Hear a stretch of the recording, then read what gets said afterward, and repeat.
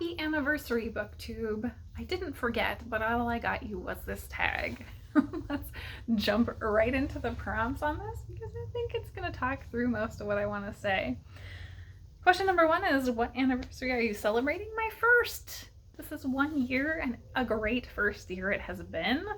I did not become a viral sensation by any means, but I gained a small following and a great community here. So I've been very pleased with my first year on Booktube. Number 2, what genre or genres does your channel generally focus on? I think I focus even less than I was before Booktube. So I am utterly all over the place. I like to think of myself as mainly sci-fi and fantasy, or the general speculative fiction umbrella, which covers everything.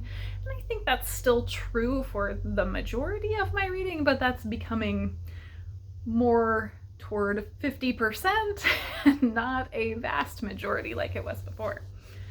Number 3, what are you most proud of on your channel in the last year? Lots of things. I ran my first readathon, the November readathon for casual romance readers in November of last year, and really enjoyed that. I have plans to do that again this year. I did a really fun project where I read a book about Degas' Little Dancer, and then I went to the museum and saw it and gave you guys a museum tour. So I loved doing that video. I also am super proud of my lengthy book discussion about the nonfiction book Dress Codes, because that was an incredible amount of time. It took a ton of editing. I spent months before I released it actually, and finally got it out into the world and really wound up kind of happy with that. Number 4, do you receive ARCs to review? Yes, I do, but that is not new to Booktube. So anybody can get a NetGalley account and request ARCs. You may not get a lot if you have no following, but I have a Goodreads account that has a couple hundred followers, and so I've been able to get a fair amount. And honestly, you'd be surprised at what you can get if you just have a Goodreads account or are willing to submit reviews on bookseller sites like Barnes & Noble or Amazon. So yeah, if you are interested in ARCs, you should try getting e-ARCs on NetGalley or other e-ARC sites that are out there. Number 5, what type of videos do you most like to do on your channel? And I think this ties into number 6 as well. So number 6 is, what types of videos do you like to watch on other people's channels? And for both answers, it's the same thing. So I like Friday Reads. That is the one type of video I will watch. Everybody's Friday Reads or weekly updates, whatever they call their weekly type of casual chat about what they've been reading and general things going on in their life.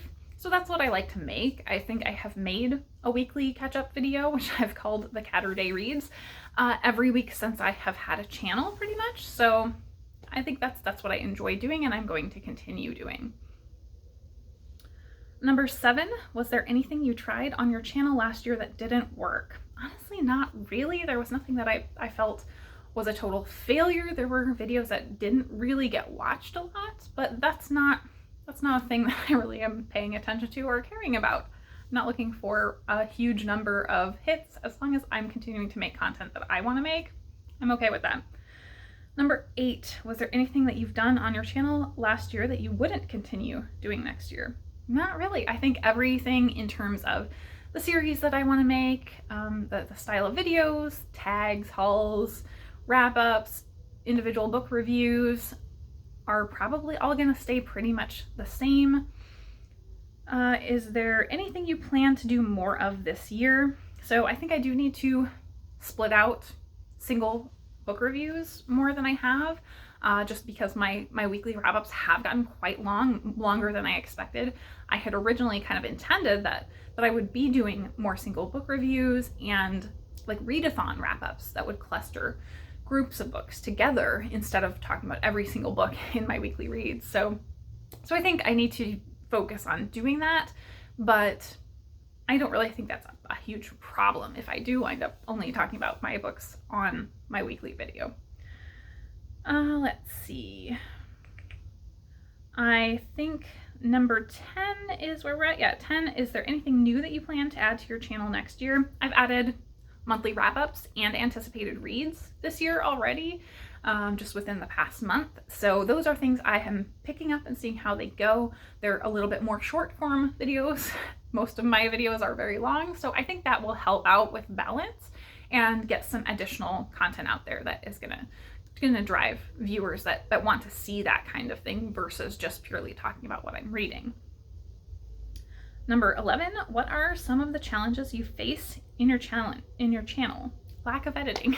So I still am doing very minimal editing. I haven't gotten any editing software. So any sort of editing that you're seeing is done either via my phone or actually through YouTube Editor, which basically only allows you to trim stuff. You can add music, but it's not very good. It kind of overpowers any talking that you have. So very, very limited. What equipment do you use to film your videos? My phone.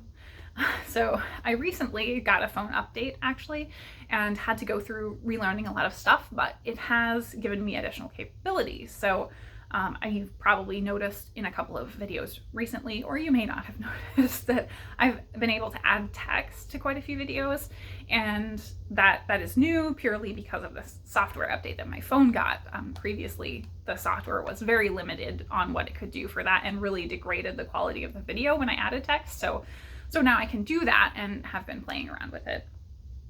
Number 13, what is your one and best piece of advice you can give to another booktuber? And I think this is advice everybody gives. Is just get started, do what you can with what you have. I really thought I was going to have nothing to make based on just being on my phone, not having a tripod. I have a pile of books like a lot of people talk about doing when they start out, and yeah, it's piles of books, setting up on the back of a couch, that kind of stuff, and you do it and it's fine.